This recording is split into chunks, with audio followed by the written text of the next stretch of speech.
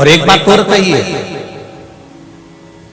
अगर कोई बड़ी बीमारी है, कोई बात आपको शंकर भगवान से कहना है, तो रविवार के दिन जब सूर्य को अर्घ देंगे तो वही कलश रख देंगे अर्घ दिया हुआ, फिर उसको आपको धोना नहीं है।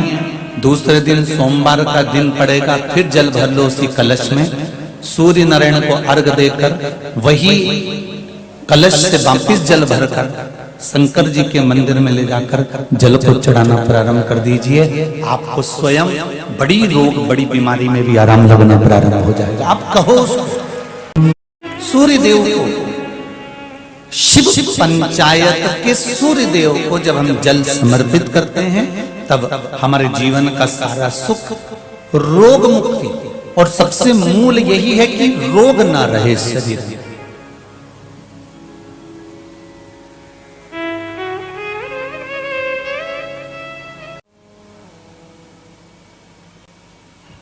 जैसे बेलपत्री की मध्य पत्ती पर, बेलपत्री की बीच की पत्ती पर लगाया हुआ चंदन और पत्ती के 3 पत्तियों का जहां पर मिलन हुआ है, उस जगह पर लगाया हुआ शहद शिव को जब चढ़ाया जाता है तो वो भाग्य की बेकार रेखा को भी बदल देता है। वो साधारण नहीं है।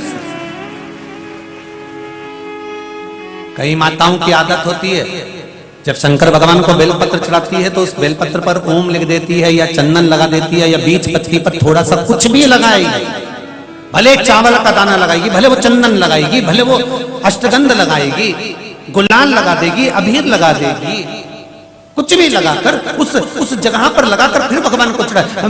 वो व्यक्ति जो भगवान शंकर को बेलपत्र जब समर्पित करता है और बीच की पत्ती पर चंदन लगाकर, मध्यस्थ जोड़ पर शहद लगाकर शिव को जब समर्पित करता है, तो उसका भाग्य कितना भी विपरीत चल रहा हो, उसकी किस्मत की रेखा कितनी भी विरोधी, कितनी भी विपरीत चल रही हो, वो अपने आप से बच जाती है, अपने आप से बच जाती है। उसको सुधारने के लिए कोई दूसरा नहीं आता। आप अपनी किस्मत को संवार सकते हो, आप अपनी किस्मत को संवारने में देरी नहीं कर सकते, आप स्वयं संवार सकते। आप सूर्य को अर्घ देना प्रारंभ करिए। अपने शरीर से, मस्तिष्क से तांबे का पात्र 8 इंच की दूरी पर रखकर सूर्य नारायण को उस जल में से देखो, जो जल नीचे आप सूर्य को चढ़ा रहे हो, उस जल में से देखते हुए सूर्य को अर्घ देना प्रारंभ करिए। और धीरे धीरे, अगर बीमारी है तो बिल्कुल स्लो एकदम धीरे धीरे उस पानी को छोड़िए।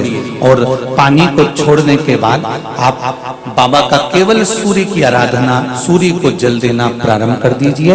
15 से 20 दिन कर कर देखो, धीरे धीरे शुगर और बीपी लेवल में आना प्रारंभ हो जाएगी। अर्घ तो दो, जल भी तुम्हारा, पानी भी तुम्हारा, सूर्य नारायण भगवान भी आपके, और ये शरीर भी आपका। आप अगर स्वस्थ रहोगे तो उसमें सियोर वाले महाराज का कुछ नहीं आना जाना है। बस इतना जरूर जानता हूं कि घर का बेटा, घर का पुरुष, घर की माताएं जब सूर्य को अर्घ देना चालू कर देंगी तो ये पक्का है कि किसी माँ की गोद नहीं उजड़ेगी और किसी माँ का श्रृंगार नहीं उजड़ेगा। ये बीमारी है, तकलीफ है, बच्चा चिड़चिड़ा हो गया, माइंड काम नहीं कर रहा है, शरीर में रोग भरते चले जा रहा है, कटोरी में जल ले लो, पात्र में जल ले लो और पंचाक्षर मंत्र नमः शिवाय या षडाक्षर मंत्र ओम नमः शिवाय या श्री शिवाय नमस्तुभ्यम, जितनी देर आप जप करें उतनी देर तक उस जल पर आपकी दृष्टि पड़ना चाहिए, उस जल पर आपकी दृष्टि पड़े। जितनी देर तक आप जप रहे हैं, श्री शिवाय नमस्तुभ्यम कर रहे हैं, उतनी देर तक जल पर आपकी दृष्टि पड़े और फिर वही जल भगवान शंकर को समर्पित करें और वो जल लाकर सुबह, दोपहर, शाम 3 बार उसका पान करें। 3 बार क्यों? त्रिलोकी का नाथ, त्रिकालदर्शी, कैलाशी, अविनाशी, त्रिपुंडधारी, त्रिबेलपत्रधारी, त्रिनेत्रधारी, त्रिशूलधारी, त्रिपुंडधारी, त्रिलोकी के नाथ के 3 दर्शन मूल हैं।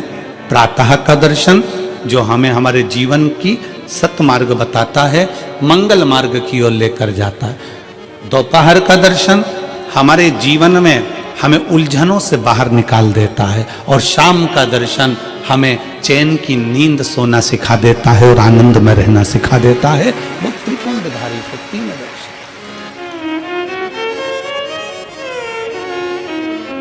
वो कहते हैं ना कि गरीब तो इतना हूं, गरीब तो इतना हूं कि एक गधा भी नहीं खरीद सकता। गरीब तो इतना हूं कि एक गधा भी नहीं खरीद सकता, और अमीर तो इतना हूं कि रात को शंकर के भरोसे घोड़े बेच कर सोता हूं। शंकर के भरोसे घोड़े बेच कर सोता हूं। गरीब इतना है कि ये गधा भी न खरीद पावे, और अमीर इतना है कि जब सोता है चैन की नींद मेरे शंकर के भरोसे होकर घोड़े बेच कर सोता है। ऐसे घुर्राटे भर कर सोता है जैसे इतना बड़ा काम करके आया है, सारी जमीन जायदाद का सौदा कर कर आया, 4 फैक्ट्री का मालिक है, 8-10 दुकान चल रही है, और मालूम पड़े सवेरे उठता है फिर अपने काम में लग जाता है। बस समझ लो, जिंदगी का सबसे सुखी व्यक्ति वही है जिसके कमरे में नींद की गोली नहीं है। कोई विषम समस्या यदि आपके सामने खड़ी होती है, विषम समस्या जिसका कोई निराकरण हो ही नहीं रहा, सब दूर हाथ जोड़ लिए, सबसे कह लिए, सबको प्रणाम कर लिया, सबसे बोल दिया, सबसे विनय कर ली, तो भी वो समस्या मिटी नहीं रही है, तो हमारा निवेदन है 5 बेलपत्र, 5 दुर्वा, दुर्वा जानते हो, दूब, दुर्वा, 5 दुर्वा, 5 बेलपत्र, 5 कनेर के पुष्प शिव जी को समर्पित कर कर उसी 1 लोटे जल से 5 बार शंकर भगवान को जल चढ़ाना प्रारंभ करिए। लगभग 1 हफ्ते यदि आपने शिव को जल चढ़ाना प्रारंभ कर दिया इसी क्रम से, तो निश्चित है वो समस्या का हल 1 हफ्ते के अंदर बाबा को निकालना ही पड़ेगा, और आपका लक्ष्य निश्चित करना ही पड़ेगा। आपका लक्ष्य निश्चित करना पड़ेगा। कितनी बेलपत्र है? 5। कितनी दुर्वा है? 5। कितने कनेर के पुष्प हैं? 5। और जो 1 लोटा जल आप लेकर गए हो उसी को थोड़ा थोड़ा कर कर 5 बार समर्पित करना। 5 बार नाम स्मरण रखना। तुम रुकेश्वर महादेव का, फिर से बोलिए नाम, जम के बोलो जरा, तुम रुकेश्वर महादेव। तुम रुकेश्वर महादेव का एक नाम ऐसा नाम है, हम कई माताओं से कहते हैं जिनके गर्भस्थ कई पत्र हैं ऐसे आए हुए हैं, बहुत सारे पत्र हैं जिसमें माताओं ने कहा हमारे शरीर में गांठ थी और वो बाबा की कृपा से गांठ गली। एक पत्र है, गर्भ में, गर्भ बच्चादानी में या शरीर के किसी भी भाग में अगर मान लो गांठ पड़ भी जाती है, और यदि आप कुंदकेश्वर महादेव का नाम लेकर या तुमरुकेश्वर महादेव का नाम लेकर या पिपलेश्वर महादेव का नाम लेकर जब आप बेलपत्र को नंदी के पास बैठकर खाना या जल पीना शिव जी का प्रारंभ करते हो, तो धीरे धीरे धीरे धीरे वो गांठ अपने आप गलना प्रारंभ हो जाती है, अपने आप गलती। मेरे शंभु भगवान कहते हैं, मेरे शंकर भगवान कहते हैं, ये शिव महापुराण की कथा कहती है, संसार का प्रत्येक मनुष्य चाहे स्त्री हो चाहे पुरुष हो, जब 1 लोटा जल शिवलिंग पर आकर समर्पित करते हैं तो उनमें एक अलग से ऊर्जा, अलग से शक्ति, अलग से बल शंकर कहते हैं मैं प्रदान कर देता हूँ। उसमें बल अपने आप आ जाए, शक्ति अपने आप आ जाए। 14 वर्ष चलते चलते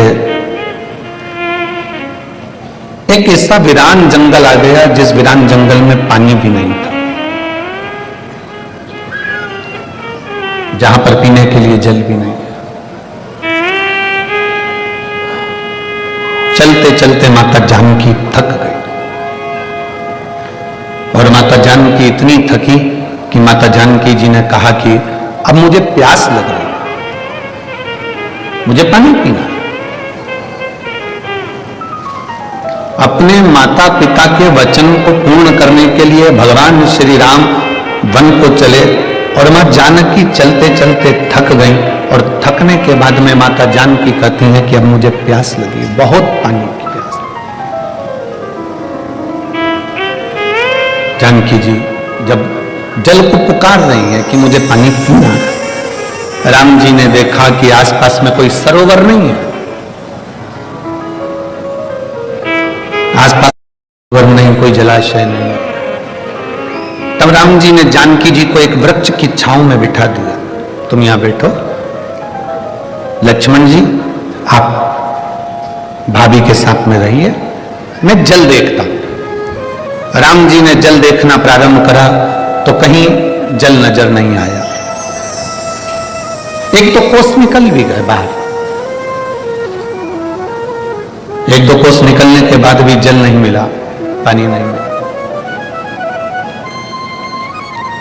ढूंढते ढूंढते राम जी महाराज और आगे निकले, तब एक मोर नजर आया और राम जी ने उस मोर से कहा कि पक्षियों में कोई दूसरा पक्षी मुझे दिख नहीं रहा, पर मोर तुम नजर आए हो, क्या तुम मेरी थोड़ी सी सहायता करोगे? क्या मुझे कोई जलाशय, कोई पानी का स्थान, कोई कुंड, कोई बावड़ी, कोई कूप, कोई सरोवर मुझे दिखाओगे? मेरी धर्म पत्नी जानकी जी को प्यास लगी है, आप मुझे जलाशय दिखाएंगे? मोर उसी समय पर शीश झुकाकर कहता है कि मैं आपको पानी का स्थान दिखा देता हूं, मैं आपको सरोवर दिखा देता हूं, मैं आपको जलाशय दिखा देता हूं, चलिए। राम जी चलने लगे, मोर भी चलने लगा। अब मोर कहने लगा कि प्रभु मैं चलूंगा धीमा धीमा और पानी तक पहुंचने में समय लग जाएगा, एक काम करता हूं मैं उड़ के चलता हूं, तुम मेरे पीछे पीछे चलो। राम जी ने कहा ठीक है। मोर उड़ा, थोड़ी दूर चलने पर मोर राम जी को दिखाई नहीं, कहां चले गए। राम जी फिर एक जगह पर बैठ गए, फिर मोर वापिस आया और मोर ने आकर कहा प्रभु आप मार्ग भटक रहे हो, आपको रास्ता नहीं मिल रहा, एक काम करता हूं मैं उड़ूंगा, अपना एक एक पंख जमीन पर गिराते गिराते जाऊंगा, मैं ना दिखूं तो पंख देखते देखते आप पीछे पीछे आ जाओ। मोर ने अपना पंख गिराना प्रारंभ करा, राम जी ने चलना प्रारंभ करा, जलाशय तक, सरोवर तक, तालाब तक राम जी पहुंच गए। राम जी ने सरोवर पर पानी को भरा और जो देखा मोर को, तो मोर के पूरे पंख झड़ चुके थे। मोर एक मौसम होता है, उस मौसम में एक समय होता है, उस समय में मोर अपने पंख को झड़ाता है। अगर मोर हर किसी मौसम में अपने पंख को झड़ा देता है तो मोर को मरना पड़ता है। एक मौसम, एक समय ऐसा होता है जिसमें मोर अपने पंख को झड़ाता है, और किसी दूसरे मौसम में या दूसरे समय पर मोर अपने पंख को झड़ाता है तो मोर मरता ही है, मोर को मरना पड़ता। मोर ने अपने सारे पंख झड़ा दिए, प्राण छूट रहे थे मोर के। राम जी उसको देखते हैं, आंखों में जल भर लेते हैं। मोर आज तेरे कारण मुझे जल मिल गया, पर मेरे कारण तेरे प्राण जा रहे। मोर तेरे को कुछ मांगना हो तो मांग ले। मोर कहता है प्रभु आपके चरणों की शरणागति देना। राम जी कहते हैं मेरे सामने तेरे प्राण छूट रहे हैं, शरणागति तो वैसे ही मिल जाएगी, और तू मेरे चरण मांग रहा है।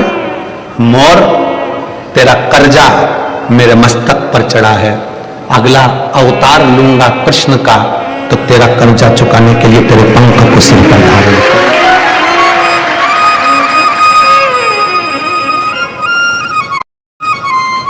तेरा कर्जा चुकाने के लिए तेरा पंख मैं अपने सिर पर धारण करूंगा, अपने सिर पर।